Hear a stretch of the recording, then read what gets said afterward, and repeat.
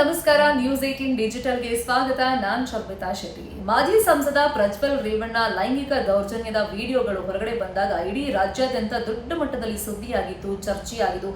2500ಕ್ಕೂ ಅಧಿಕ ವಿಡಿಯೋಗಳ ಬಗ್ಗೆ ಜನ ಮಾತಾಡಿದರು. ಆ ಕೇಸ್ ಈಗ ಯಾವ ಹಂತಕ್ಕೆ ಬಂದಿದೆ, ಏನಾಗ್ತಿದೆ ಅನ್ನೋ ತಿಳ್ಕೊಳ್ಳುವಂತ ಕುತೂಹಲ ಅಫ್ಕೋರ್ಸ್ ಜನರಿಗೆ ಇದ್ದೇ ಇರುತ್ತೆ. ಆ ಬಗ್ಗೆ ಇವತ್ತಿನ ವಿಡಿಯೋದಲ್ಲಿ ನಾನು ನಿಮಗೆ ಮಾಹಿತಿಯನ್ನ ಕೊಡ್ತಾ ಹೋಗ್ತೀನಿ. ಪ್ರಜ್ವಲ್ ರೇವಣ್ಣ ಕೇಸಲ್ಲಿ ಸಿಐಡಿ ಎಸ್ಐಟಿ ವಿಶೇಷವಾಗಿ ತನಿಖೆಯನ್ನ ಮುಂದುವರೆಸಿದೆ.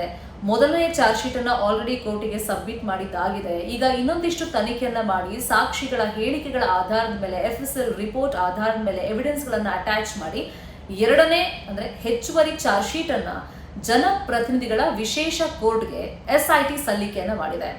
ಈ ಎರಡನೇ ಚಾರ್ಜ್ ಶೀಟ್ ಇದು ಕೂಡ ಸುದೀರ್ಘವಾಗಿದೆ. 1652 ಪುಟಗಳ ಚಾರ್ಜ್ ಶೀಟ್ ಅನ್ನ ಸಲ್ಲಿಕೆ ಮಾಡಲಾಗಿದೆ. ಸೊ ಇದರಲ್ಲಿ 113 ಸಾಕ್ಷಿಗಳ ಹೇಳಿಕೆಗಳು ಜೊತೆಗೆ FSL ನ ವರದಿಗಳು, ಅದರ ಜೊತೆ ಕೆಲವೊಂದು ಡಿಜಿಟಲ್ ಎವಿಡೆನ್ಸ್ ಗಳನ್ನು ಕೂಡ ಅಟ್ಯಾಚ್ ಮಾಡಿ ಕೋರ್ಟ್ಗೆ ಎಸ್ಐಟಿ ಸಬ್ಮಿಟ್ ಮಾಡಿದೆ. ಇಲ್ಲಿ CRPC 164 ಅಡಿಯಲ್ಲಿ ಸಂತ್ರಸ್ತೆಯರು ಕೊಟ್ಟಂತ ಸ್ಟೇಟ್ಮೆಂಟ್ ಗಳನ್ನು ಕೂಡ ಚಾರ್ಜ್ ಶೀಟ್ ಅಲ್ಲಿ ಉಲ್ಲೇಖ ಮಾಡಿ ಕೋರ್ಟ್ಗೆ ಸಬ್ಮಿಟ್ ಮಾಡಲಾಗಿದೆ.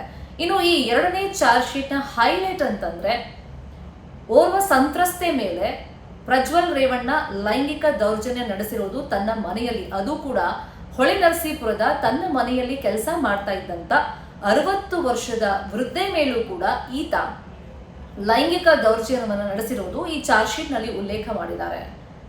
ಆಕೆ ಹೇಳ್ತಾಳೆ, ಪದೇ ಪದೇ ಅಂಗಲಾಚ್ಕೊಳ್ತಾಳೆ, ನನ್ನನ್ನ ಬಿಟ್ಬಿಡು ನೀನು, ನಿಮ್ ತಾತನಿಗೆ ನಾನು ಅಡಿಗೆ ಬಡಿಸಿದ್ದೀನಿ, ನಿಮ್ಮ ಅಪ್ಪನಿಗೆ ನಾನು ಅಡಿಗೆ ಬಡಿಸಿದ್ದೀನಿ, ನನ್ನನ್ನ ಬಿಟ್ಬಿಡು ಅಂತ ಹೇಳಿ ಪರಿಪರಿಯಾಗಿ ಬೇಡ್ಕೊಂಡ್ರು ಕೂಡ, ನನ್ನ ಜೊತೆ ಹೀಗೆ ನಡ್ಕೋಬೇಡ ಅಂತ ಪರಿಪರಿಯಾಗಿ ಬೇಡ್ಕೊಂಡ್ರು ಕೂಡ ಪ್ರಜ್ವಲ್ ರೇವಣ್ಣ ಬಿಟ್ಟಿಲ್ವಂತೆ. ಆಕೆ ಮೇಲೂ ಕೂಡ ಹೆದರಿಸಿ ಬೆದರಿಸಿ ಲೈಂಗಿಕ ದೌರ್ಜನ್ಯ ಮಾಡಿದ್ದಷ್ಟೇ ಅಲ್ಲ, ತನ್ನ ಮೊಬೈಲ್ ನಲ್ಲಿ ಅದನ್ನ ರೆಕಾರ್ಡ್ ಕೂಡ ಮಾಡ್ಕೊಂಡಿದ್ದಾನೆ ಅಂತ ಹೇಳಿ ಚಾರ್ಜ್ ಶೀಟ್ ನಲ್ಲಿ ಎಸ್ಐಟಿ ಉಲ್ಲೇಖವನ್ನ ಮಾಡಿದೆ. ಇದರ ಜೊತೆಯಲ್ಲಿ ಆಕೆಯ 164 ಸ್ಟೇಟ್ಮೆಂಟ್ ಅನ್ನು ಕೂಡ ಇದರಲ್ಲಿ ಉಲ್ಲೇಖವನ್ನ ಮಾಡಲಾಗಿದೆ.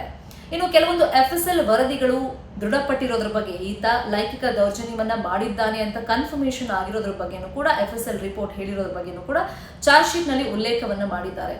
ಇದಿಷ್ಟೇ ಅಲ್ಲ, ಸಂತ್ರಸ್ತರ ಒಂದು ಗೌರವದ ದೃಷ್ಟಿಯಿಂದ ಅವರನ್ನ ಗೌಪ್ಯ ಸ್ಥಳದಲ್ಲಿ ವಿಚಾರಣೆಗೆ ಒಳಪಡಿಸಬೇಕು ಅಂತ ಹೇಳಿ ಕೋರ್ಟ್ ಒಂದು ಸಲಹೆ ಸೂಚನೆಯನ್ನು ಕೂಡ SIT ಅಧಿಕಾರಿಗಳಿಗೆ ಕೊಟ್ಟಿದೆ. ಯಾಕಂದ್ರೆ ಇದರಲ್ಲಿ ತುಂಬಾ ಜನ ಲೈಂಗಿಕ ದೌರ್ಜನ್ಯಕ್ಕೆ ಒಳಗಾಗಿದ್ದಾರೆ ಅಂತ ಏನ್ ಹೇಳಲಾಗ್ತಾ ಇತ್ತು, ಸುದೀರ್ಘವಾಗಿ ಇದೀಗ CID SIT ವಿಚಾರಣೆ ಮಾಡುವಂತ ಹಂತದಲ್ಲಿ ಸೊ ಎಲ್ಲರನ್ನೂ ವಿಚಾರಣೆಗೆ ಕರೆಸ್ತಾ ಇರೋದ್ರಿಂದ ಅವರನ್ನ ಗೌಪ್ಯ ಸ್ಥಳದಲ್ಲಿ ವಿಚಾರಣೆ ಮಾಡಬೇಕು, ಅವರ ಗೌರವವನ್ನ ಕಾಪಾಡಬೇಕು. ಯಾಕಂದ್ರೆ ಸೋಷಿಯಲ್ ಮೀಡಿಯಾದಲ್ಲಿ ಈ ಒಂದಿಷ್ಟು ವಿಡಿಯೋಗಳು ವೈರಲ್ ಆದಂತ ಸಂದರ್ಭದಲ್ಲಿ ಸಂತ್ರಸ್ತೆಯರ ಒಂದು ಐಡೆಂಟಿಟಿಯನ್ನ ರಿವೀಲ್ ಮಾಡಲಾಗಿತ್ತು. ಆ ನಿಟ್ಟಲ್ಲೂ ಕೂಡ ಕೋರ್ಟ್ ಈಗ ಕಳವಳವನ್ನ ವ್ಯಕ್ತಪಡಿಸಿ ಗೌಪ್ಯ ಸ್ಥಳದಲ್ಲಿ ಅವರನ್ನ ವಿಚಾರಣೆ ಮಾಡಬೇಕು ಅಂತ ಒಂದು ಸೂಚನೆಯನ್ನ ಕೊಟ್ಟಿದೆ. ನೋಡೋಣ ಇನ್ನೂ ಹೆಚ್ಚುವರಿಯಾಗಿ ಇನ್ನಷ್ಟು ಚಾರ್ಜ್ ಶೀಟ್ ಗಳನ್ನ ಇಲ್ಲಿ SIT ಕೋರ್ಟಿಗೆ ಸಬ್ಮಿಟ್ ಮಾಡುತ್ತೆ. ಫೈನಲಿ ನ್ಯಾಯ ತೀರ್ಪು ಈ ಪ್ರಕರಣದಲ್ಲಿ ಯಾವ ತರ ಬರುತ್ತೆ ಅಂತ ಹೇಳಿ ಇಡೀ ರಾಜ್ಯವೇ ಕುತೂಹಲದಿಂದ ಎದುರು ನೋಡ್ತಾ ಇದೆ.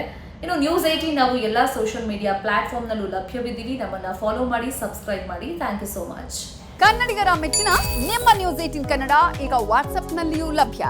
ಕರ್ನಾಟಕ ಮತ್ತು ದೇಶ ವಿದೇಶದ 360 ಡಿಗ್ರಿ ಸುದ್ದಿ ವಿವರವನ್ನ ನೀವು ನಿಮ್ಮ ಕೈ ಬೆರಳುಗಳಲ್ಲಿಯೇ ಪಡೆಯೋದಿಕ್ಕೆ ಈ QR ಕೋಡ್ ಅನ್ನ ಸ್ಕ್ಯಾನ್ ಮಾಡಿ. ನಮ್ಮ ಚಾನೆಲ್ ಅನ್ನ ಫಾಲೋ ಮಾಡಿ, ನೋಟಿಫಿಕೇಶನ್ ಆನ್ ಮಾಡಿ.